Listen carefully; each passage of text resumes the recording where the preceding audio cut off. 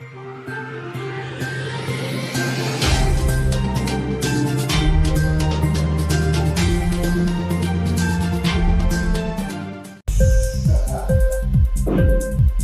TV prime time news కి స్వాగతం.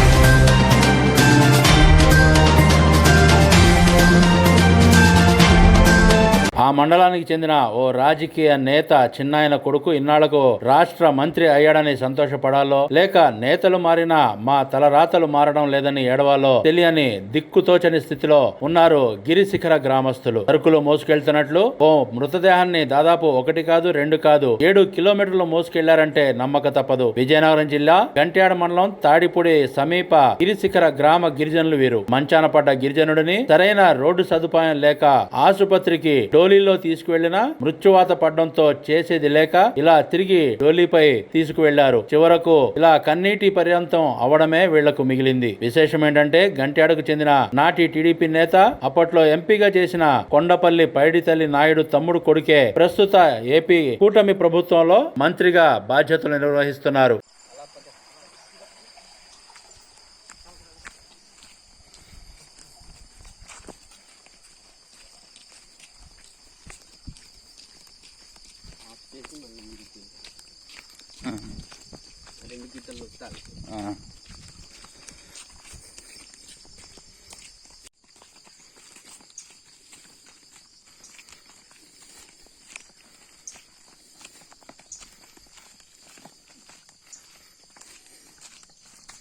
చూస్తున్నారు మీరు చూసేది మరేదో మేము పండించే మేము పంట దినుసుని మార్కెట్ తీసుకెళ్తున్నారేమో అనుకుంటున్నారేమో. కాదు, ఎందుకంటే డీకేపర్తి పంచాయతీలో మరి రహదారి లేక బల్లులాని మార్గం లేక మరి మేము హాస్పిటల్లో చేరుకోలేక ఇలాగా ఒక్కొక్కరిని ఆ చనిపోయే వ్యక్తుల్ని డోలి మూతలు కట్టి 7 కిలోమీటర్ల దూరం నుండి మేము తీసుకురావడం జరుగుతుంది.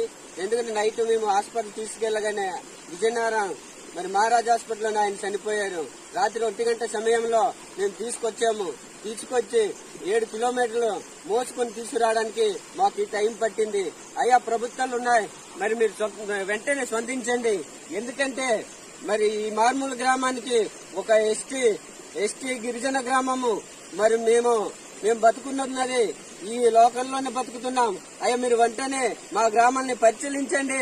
మా గ్రామానికి రోడ్డు మార్గం లేదు, ఒక బ్రిడ్జి మార్గం లేవు. మరి అటువంటి గ్రామాలని మీరు వెంటనే స్పందించి మా గ్రామానికి రోడ్డు ఏర్పాటు చేస్తే మా కష్టాల్ని కొంతవరకు మేము హాస్పిటల్కి వెళ్ళడానికి కూడా మంచి మార్గాలు సదుపాయాలు కల్పిస్తారని మరి ఈ మధ్యనే మరి ఎంపీ గారు వచ్చారు. మరి కలిసి టెప్పలనాయుడు గారు మా గ్రామానికి వచ్చి మొన్న లాస్ట్ మంత్ 23వ తేదీన వచ్చి మా కష్టాలన్నీ కూడా తెలుసుకున్నారు. అయ్యా, మరి మీరు వెంటనే స్పందించి మా కష్టాలన్నీ కూడా ప్రభుత్వం దృష్టికి తీసుకెళ్లండి అయ్యా.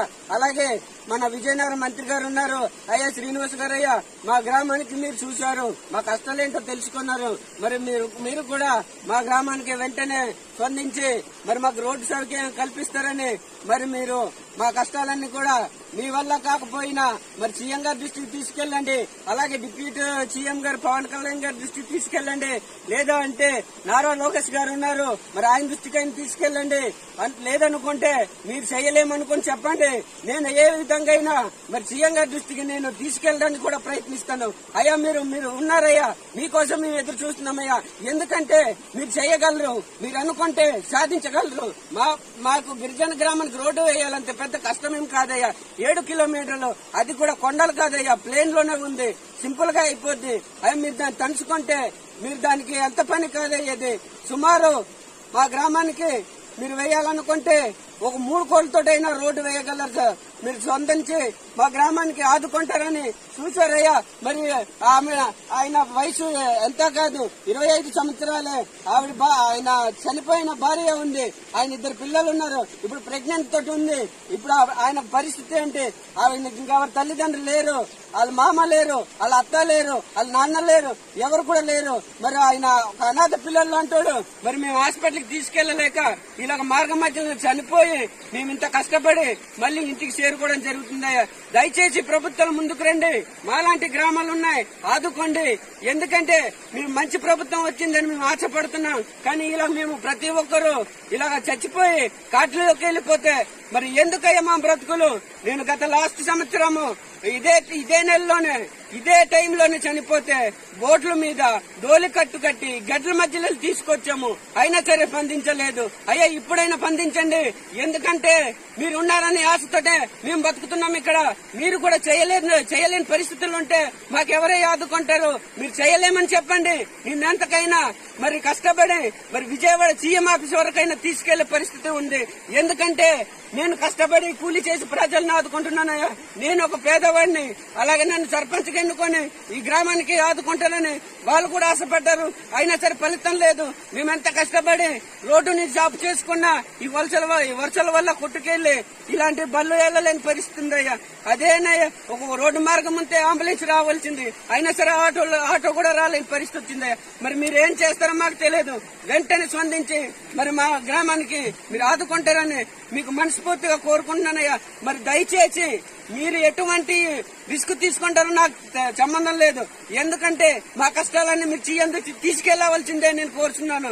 మరి ప్రతి ఒక్కరు కూడా అయ్యా మీడియా నాయకులు, మీడియా మిత్రులు, ప్రెస్ వాళ్ళు మీరందరూ కూడా మరి పై స్టేట్ వరకు కూడా వెళ్లే విధంగా మరి ఈ వీడియోని మీరు ఫార్వర్డ్ చేయండి సార్. ఎందుకంటే మరి ఇటువంటి వీడియోలు నేను ఎన్నో ఫార్వర్డ్ చేశాను, అయినా సరే ఒక నాయకుడు కూడా స్పందించి మా కష్టాలు తీర్చలేదు. దయచేసి ప్రతి మీడియా పత్రిక అందరూ కూడా మరి డైరెక్ట్ గా స్టేట్ లో గానీ మరి సీఎం దృష్టికి గానీ అవసరమైతే నరేంద్ర గారి దృష్టికి కూడా పెట్టండి. ఎందుకంటే ఇలాంటి గ్రామాలు వాళ్ళు వెంటనే పరిష్కరించడానికి ముందుకొస్తారు. ఎందుకంటే మీరే ఇక్కడే దాచుకుంటున్నారు ప్రతి వీడియో కూడా. మరి బయట అధికారుల దృష్టికి తీసుకెళ్లలేదు. అయ్యా దయచేసి ఇటువంటి సమస్యలు మీరు మీ దగ్గర ఉంచుకోకండి.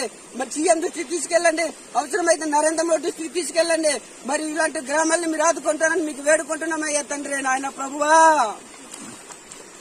ఇంక్లాబ్ టీవీ వీడియోలు మీకు నచ్చినట్లయితే లైక్ చేయండి, షేర్ చేయండి, కమెంట్ చేయడం మర్చిపోకండి. సబ్స్క్రైబ్ చేయని వాళ్ళు వెంటనే సబ్స్క్రైబ్ చేసుకోండి. మా వీడియోలు మీరు వెంటనే చూడాలనుకుంటే కింద ఉన్న గంట సింబల్ని గట్టిగా కొట్టండి.